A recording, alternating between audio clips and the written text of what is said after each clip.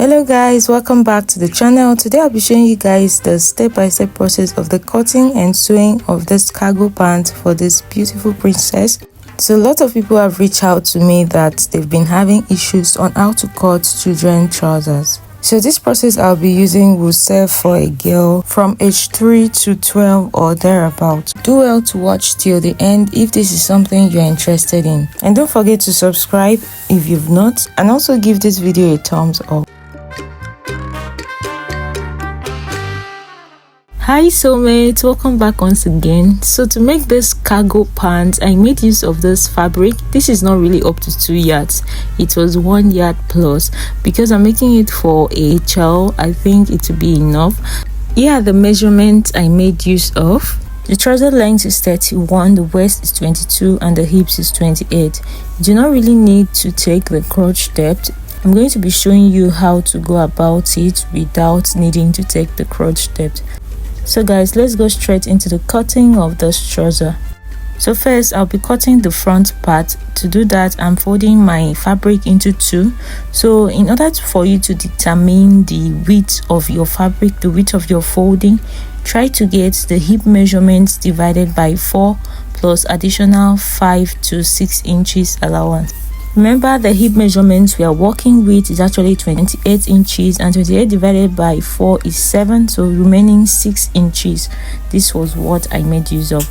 Remember, the length of the trouser is 31 inches, so I proceeded to measure and take the length of the trouser. I added extra 1 inch for hemming allowance. Sorry, my camera did not reach the end of the trouser length. So guys, the reason why I'm making it 32 inches is because I'm still going to be adding the waistband at the up part, and when I add the waistband, it will increase the length of the trouser, and when it increases the length of the trouser, I can fold it with 1.5 inch or 2 inches depending on the allowance I will be having. From the starting point, which is the waistline, I'll be taking the crotch depth. To do that, I measure to get the hip measurements divided by 4, which is 28 inches, which is 7 inches. I marked it at the 7 inches point. If I wanted to make a tight trouser, this would be very perfect, but because I want to make a palazzo trouser, I'm coming down by 1 inch, making it 8 inches instead of 7 inches. So after marking it, I proceeded to draw the line across. This straight line signifies our crotch depth, where we'll be taking the crotch extension. Hope you understand up to that point. So now the next thing I'll be doing is to add the allowance at the side. This is going to serve as our seam allowance. Initially I added 1.5 inch, but at the end of the day I had to reduce it to 1 inch. So this is actually depending on what you want. You can choose to add 1 inch, 1.5, or even 2 inches depending on how much allowance you want. I'm sorry if you're not seeing the chalk clearly. Kindly bear with me. I didn't have any other chalk at my disposal, so I've gone ahead to draw the line straight down. So the next thing we'll be taking is the hip measurement divided by 4 on the crotch line. So go ahead to start from where the allowance started from. Take note of your allowance. As you can see, I ended the 7 inches at the line where the sewing allowance starts from. So I'm going to be adding additional 1 inch. Again, if I wanted to make a tight trouser, I would just measure at that point. But because I want it to be a bit free, I'm adding extra 1 inch. Take note of all these extras, and I hope you understand the reason why I'm adding them. Before taking the crotch extension, I proceeded to draw a straight line upwards to form the center part of the trouser. If you follow me step by step, trust me, you're going to achieve a perfect trouser for a child. So the next thing I'll go ahead to do is to take the crotch extension. When making adult trousers, I usually use 2.5 inches, but because it's a child, I'm making use of 1.5 inch. Mind you, there are some children that are very hippie and they are almost like adults. In that case, you can make use of 2 inches. At this point, I proceeded to use the French curve to connect and form the crotch extension. So just watch the way I'm connecting it, and also go ahead to do the same. As you can see, I'm connecting it in this manner. It is something very easy to do. You can even use your free hand. The next thing I'll be doing is to just take a straight line down from that crotch extension line to the end of the trouser length. This is just because of how I want mine to be. If you want to have a more fitted trouser around the leg part, you can just go ahead to measure the round laps and the round leg. Then you divide it into two and measure it to get the perfect fit you want.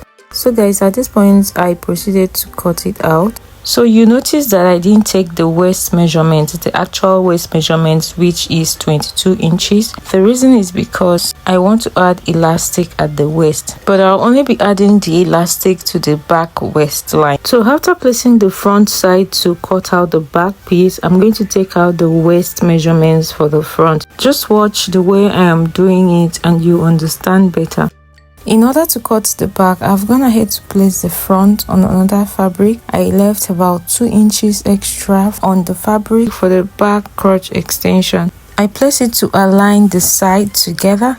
At the crotch extension part, I'll be extending the back crotch extension with extra 1 inch from where the front crotch extension stops. And so I extended it and drew the line to connect to the 1 inch in this way. And then at the center part of the back, I'll also extend with 1 inch, and then I'll just go ahead to draw the line and then connect it to meet up with that extension in a curved manner, just like this. So it's very easy. It's something very easy for you to achieve.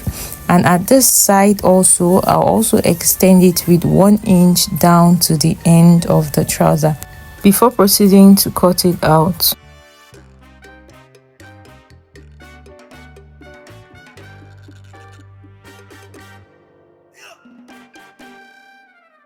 After cutting it out, I proceeded to separate the front from the back because I'll be working on the front again. Remember, I said I want to put elastic at the waist of the back but not the front. So because of that, I'll be taking the actual measurement of the waist of the front. So from center, I proceeded to measure the waist measurement divided by 4. Then I added my side seam allowance before connecting it to about 2 inches above the crotch line in a slanted form like this. Then I proceeded to cut it out.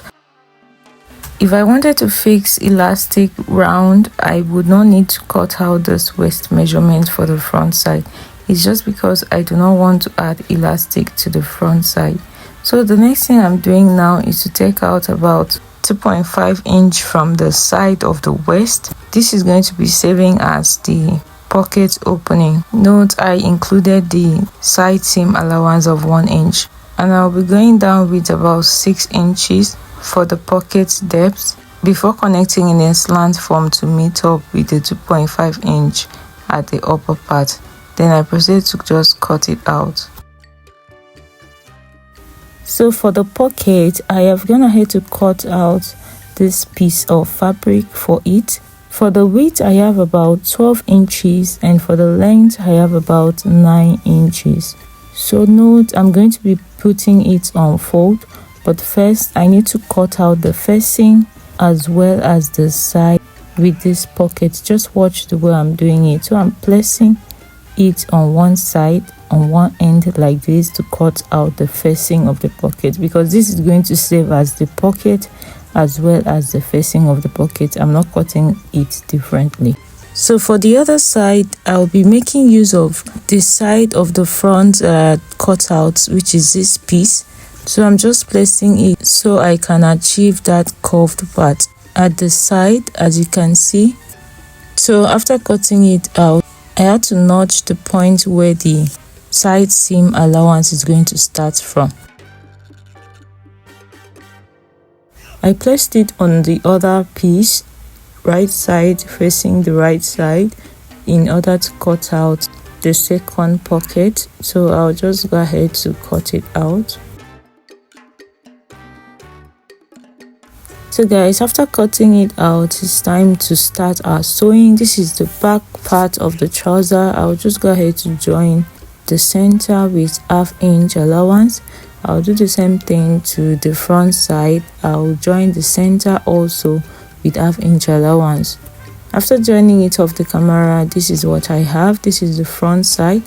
I've also joined the back side, the center of the back side of the camera. So the next thing I'll be doing is to fix the pocket for the front. So I'll be placing the good side of the pocket on the good side of the front, just like this. And I'll also make use of this hemming gum to turn the opening of the pocket so I can have a neat finishing. I'll also going to place this side and also use the hemming gum to join it with just 1/4 inch. After joining it off the camera, this is what I have. So I'll go ahead to use scissors to notch round, and then I'll turn it over to the right side and then give it a really good press with my iron so that the hemming gum will stick well and it will look very neat. After ironing it, this is what I have. As you can see, it's looking so beautiful and so neat. So next I'll just proceed to join the pocket. First I'm going to join the down part, and then I'll attach the side like this. I'll join the down part first before attaching the side, and then I'll attach the up part to the waist, and our pocket will be looking so beautiful and so neat. So I'll just go ahead to join down here and then attach it to the side before attaching it to the up part, and that'll be all for the sewing of the pocket. So here at this point I have done that already. As you can see, the front side is ready and it's looking so beautiful already. So because this is a cargo pants, the next thing I'll be doing is to sew the cargo pocket. So I have these 2 pieces of pocket with the length of about 9 inches and the width of about 8 inches. So first thing I'll be doing is to hem the upper part of the length. So I'll just go ahead to hem it a little, and then I'll fold the other side with 1/2 inch and give it a very good press. For the pocket cover, I also made use of a width of 8 inches, just like the main pocket, and it's actually unfold and the length is about 3.5 inches. So I'll just go ahead to join both sides with 1/2 inch. So after working on the pocket, here is what I have. I've gone ahead to hem the upper part and also use iron to iron it very well, and I've also sewn the cover of the pocket and also brought it out to iron it very well. So right now I'll be closing the sides of the trouser so I'll be able to fix the cargo pocket. But before that, I need to loosen the center part of the joining of this back side so I'll be able to comfortably place the pocket. So maybe it's best you not join the center part of the back first. So just keep it separate if you're doing a cargo trouser.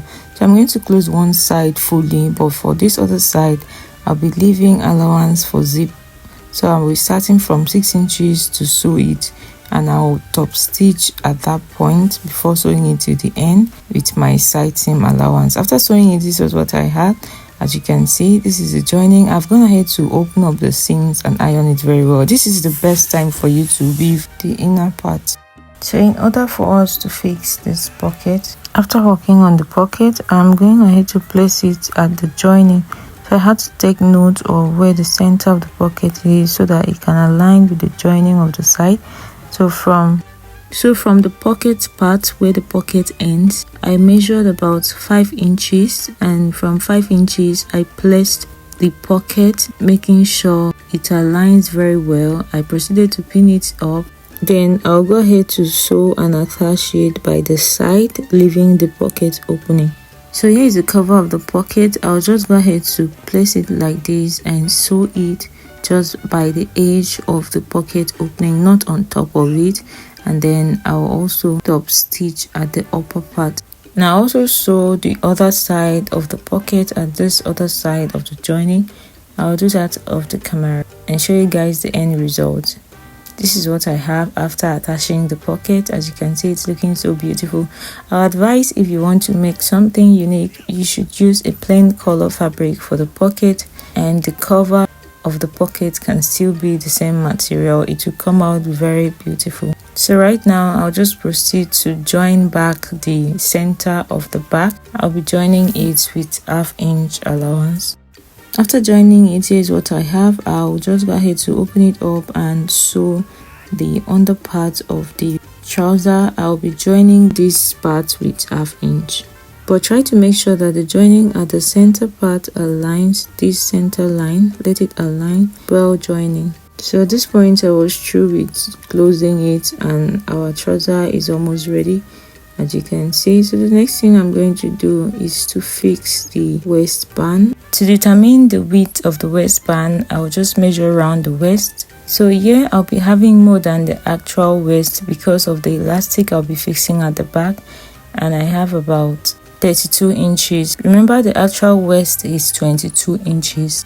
So I'm going ahead to cut the waistband to be 32 inches length like this, and then for the width, or the length rather, I made use of about 4 inches in total because I was trying to achieve 3 inches at the end of the day, so that when I fold it into 2, I'll be having 1.5 inch. So I'll be placing this gum stay on it. This gum stay is actually 1.5 inch width, and after gumming it, I'll go ahead to fold the edge with 1/2 inch. That means I'll be leaving the 1/2 inch before gumming it. So I'll just do that and show you guys what I have. This is it after gumming it. As you can see, I have folded the 1/2 inch inside, and I also left 1/2 inch at this other side. So at the end of the day, I'll be having like 1.5 inch after sewing it. So at this point, I'll start attaching the waistband to the waist area. So I'm placing the waistband with the right side of the waistband to the wrong side of the trouser at the waist area. Just see the way I'm attaching it. So take note of the 1/2 inch I left. So I'll be using that 1/2 inch to join round. Sorry, I didn't really know that my camera was not showing well, so I've gone ahead to join it well. The next thing I'll do is to just top stitch on it and attach it, but I'll only be top stitching at the front side at this point because we'll be fixing elastic at the back side. So I'll just go ahead to sew and stop at the front side where the front joining stops. So after attaching the waistband to the front side, here's what I have. So from this side, I did not attach it. I'll be fixing the elastic at the back side. Remember, I said it before. So to get the length of the elastic you'll be making use of, try to get the waist measurement minus 2 divided by 2. Remember, the waist measurement was 22 inches. I subtracted 2 and divided by 2 to have 10. So for the elastic, I'm making use of 10 inches. So I'm imputing it to the joining part of the waist because I'll be sewing it there to attach very well at that part. So I had to pin it down first, then I'll drag the other side of the elastic to the end of the side where the zip is going to stay. So I also go ahead to sew it and attach it at the edge. Make sure you tighten it very well when sewing it. So this is what it looks like after sewing it. As you can see, I tighten it very well. So because I'm fixing elastic at this part, I need to bring out this gum stay so that it will come out well at the end of the day. So after that, I'll just go ahead to straighten it and sew at the edge. So make sure to drag the elastic while sewing it. This is how it looks after sewing it, as you can see. So finally, I'm going to be sewing at the middle part of the elastic, also dragging it while sewing it. This is it after sewing it. As you can see, I had to drag it before sewing it at the middle. So guys, at this point, we're actually done with making this trouser. It's just left with fixing the zip and aiming the down part, and I'll do that off the camera and show you guys what I have. I didn't have matching zip, so I'll just manage this one. I'll just go ahead to hem the down part, but make sure to confirm the length of the trouser before hemming the down part so it will not be too long nor too short. And finally, this is what it looks like after fixing the zip at the side and aiming the down part.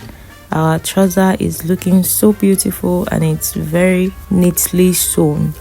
Thank you so much guys. If you watch up to the end of this trouser tutorial, I really appreciate you guys. don't forget to give this video a thumbs up and also drop a comment on the comment section. And please kindly subscribe to the channel if you are yet to. So this is what it looks like on my baby girl, and I hope you enjoy the dance she's doing for you. So guys, see you in my next tutorial. Bye for now.